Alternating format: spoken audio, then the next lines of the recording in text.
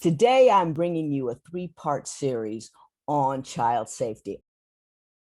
Now, I'd like to introduce you to Dr. Ish Major. I'm sure you've seen us together as host of Marriage Boot Camp. He is a board-certified psychiatrist with a specialty in relationships, and he is going to help us take this conversation to the next level, talking about how all of these issues impact children, how alcohol, domestic violence, divorce, all impact children, and what we can do to make those things easier and better as we go through them. And in case you were wondering how to speak to your kids about any of this, this is for you. Tell them a little bit about yourself so they just know how deep your knowledge is, and then we will kick it off. You got it. So this is, like you said, I'm a board certified psychiatrist. So I do medication and therapy. And when we're not doing our thing on TV together, I have a detox clinics, and we treat specifically opiate detox. But as you know, there's never just the one thing. And so it's pills and alcohol, or pills and, and so we see a lot of that, and see the effect it has, not just on the person going through it, but on the family members in the house and the generations that they've been trying to get it right and just struggling with. So like you said, it's pervasive, it's insidious, and it's one of those, it still kicks our butt. It just does. On the regular. And I think I'd like to start out with, I don't think people often, when they drink or drug or do other things, they think, well, I don't do it right in front of the children, or I don't not do it in their white side. Tell me a little bit about how important it is to have a stable parent, and what a predictable parenting relationship does for the security and the ability of a child to grow up well adjusted. Well, most kids have to have it.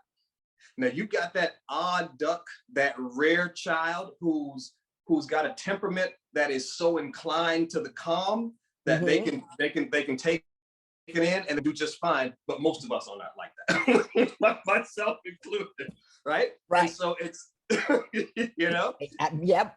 And when it comes, I subscribe to the 2-hit theory, right? So Okay. the first hit says you may have a genetic predisposition to have some type thing come out down the road, whether it's alcoholism because mom or dad drank, whether it's some form of mental illness, whether it's bipolar, schizophrenia, depression, anxiety. You may have it, but if you grow up in a household that's chill and calm and smooth, life is going to be fine. You're never going to have that second hit. The second hit comes if the house is rocking and rolling, or there's a big tragedy, a big drama, or repeated tragedies and repeated dramas every Friday night whenever the six-pack comes to the door. And so you've got to have that. Your brain's got to know what that normal is, and your brain's got to know.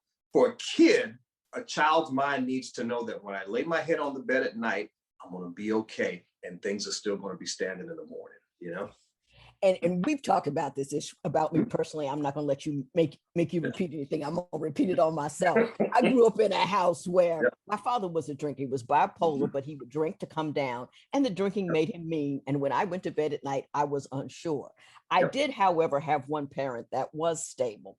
And I want to ask you, if you do have a parent or a child or an adult in the house with an alcohol issue or DV issue or mental health issue, what things would you recommend that they do or their partner do to help solidify the home so it is a safe place for the kids?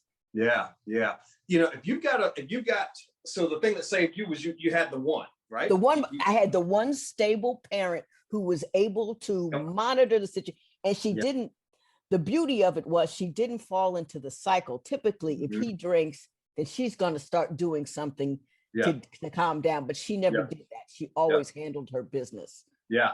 And so that part's huge. So if you've got one parent in the house who's drinking, then the other parent, the other adult figure in the house has to be steady Eddie. They've got to captain the ship. They've got to, and sometimes it can be, it can be an agreement between the two. Say, listen, I got an issue, and we know that every Friday or Saturday, this is the thing that happens with me. So on those days, I need you to take over, and I need you, and I need you to man. And so it's the shared responsibility. You're never not doing the business of being married, and that's a part of managing that. You know, if one business partner isn't up to the task, then you got to share that responsibility. You got to shift that load. So if you can be adult enough to do that, that works. Otherwise, you got to have one parent in the house who got some sense, like you had. It's like, listen, this is what it is. I'm gonna keep this ship afloat. Everybody right. acting up, but you know, Right. I'm gonna keep this sucker bubble. I love what you said about the business of being married and a business plan, because I'm a real strong proponent of everybody jacked up some way, Yep. shape, or form. You And got somebody with mental health issues going on. I have mental health issues or domestic violence or an addiction. But you can still survive and come together even when somebody's struggling with that. And the fact that you said the business of being married, and then you said you need to talk about it first. It's like having a business plan, right? It is. A business plan that takes into account whatever is happening at your house, be it an addiction, mental health, or domestic violence, correct? Yep, exactly. In the event any of the partners are unable to dutifully fulfill their responsibility, Their part. right? These contingencies kick into place. Now, the sad thing that happens with our kids is, you know, in African-American households, 70% is just one female. It's just one woman in there, right? Correct. And so correct. if the head has a problem, those duties fall to the oldest child. And then we start to see the parentified children being brought up. Then we start to see the kids who are heavily, heavily codependent in their adult relationships because they had to take on that caregiver role when they were way, way, way too young to understand what that meant. Right, right. If you do have two parents in the home and we're talking about somebody that is addicted, tell me a little bit about the recovery process. You go through it all the time. Yeah. You know, addiction, a lot of people think it's a moral issue. Yeah. I think maybe the decision to pick up the bottle to begin with can be one that can be made. But if you have talk a little bit about addictive personalities and the course of living with an addiction. Yeah, you know, that you hit right on it, right? When in this country in particular, we are really, really heavy in when it comes to judging people with substance use issues, right?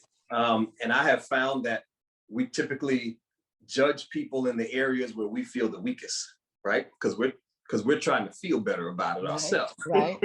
Exactly. Right? Exactly. Look at how she's got them kids dressed in this store, right? Because I need to feel better. You're not so sure about your kids. Right. So that's the thing. And when you talk about judgment and it's a choice you're making, it's hard for people to understand. It's not a choice. I can't tell an alcoholic not to pick up a beer or a bottle as soon as I can tell a diabetic just don't have high blood sugar today, right? You got hypertension, well, you just need to not have, you just decide to not let your blood pressure go up today, right? It's that same mentality. It's an illness, it's a chemical thing. And so the thing that keeps folks stuck, right? 3 things: shame, depression, anxiety. Those are the 3 mental states that are most highly correlated with alcoholism, right? And the shame comes from the judgment. The shame comes from people thinking you're making a choice to do this to yourself, to do this for your family, and the shame keeps you stuck. The shame keeps you in the closet, and the shame keeps you there. Throwing shame on somebody who's struggling with substance use is like throwing gas on a fire. It's just going to blow it up. And so that's it's got to start there. We've got to educate folks to understand it's not that. Maybe the first time you ever picked up alcohol, period, maybe that was a conscious decision. But after that, once you turn those receptors on in your brain, you no longer have control of that. You just don't. So the process is a struggle. Strongest habit to kick is tobacco. People typically try to stop 9 times before they get it right? Before they can put down the cigarettes. Second to that is alcohol. Most folks come into and out of rehab on average 7 times. Yeah, it takes 7. It takes. There's rock bottom, then there's rock bottom, and then there's a rock bottom. And you can rock all the way down 7 times before you get there.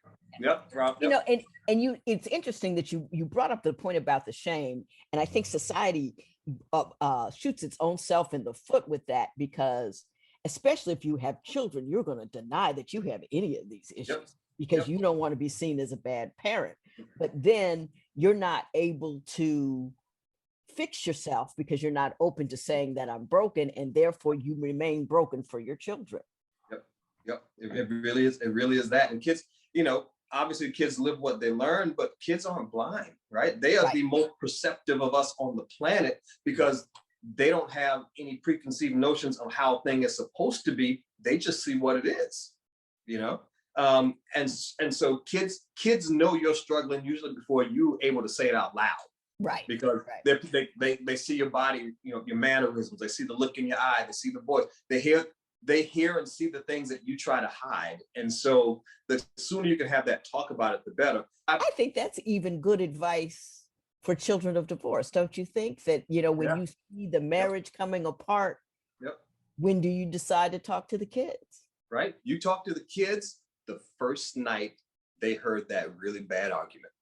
When it's right, when our thing is just not vibing anymore and we can't contain it, separate from them. The first time they hear the sly comment that one of you make to one another, the first time they hear the argument spill over, the first time there's that deathly silence at the dinner table. Now you got to have a talk with your kids, right? Because they're thinking, well, they're upset with us. Must be something we did. It must be something I did. And they got to know that that's just not the truth. Hey, parents have problems. Adults try to work things out. We fall into and out of love, but I'm never gonna fall out of love with you. Always gonna be my number one. And you got it. And it's a quick, simple conversation. At that point, kids like, I'm good with that. Next. Yeah. And it also kills the uncertainty. It's nothing worse than not knowing what's going on. I remember when I was young and there was a whole lot going on in my house. My thing was, what's going to happen between 7 and 9, because that's when we came home.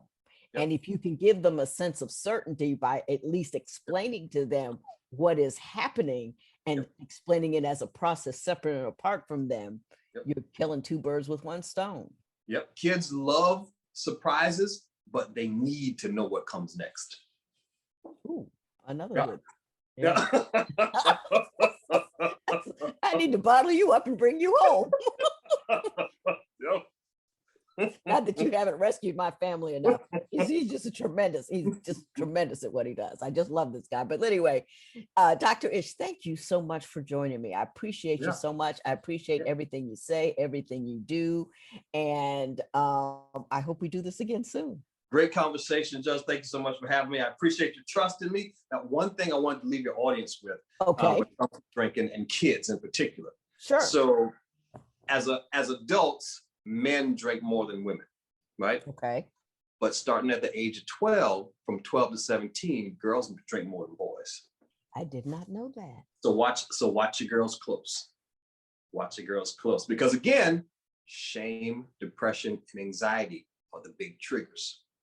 Nobody has that more with girls.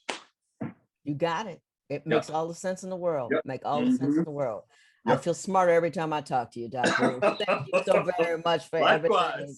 I appreciate it. I hope you enjoyed my conversation with Dr. Ish as much as I did. I think he has such an extraordinary depth of information on everything. And his ideas about how to approach children and talk to them and deal with it. He's a font of knowledge I always love to listen to.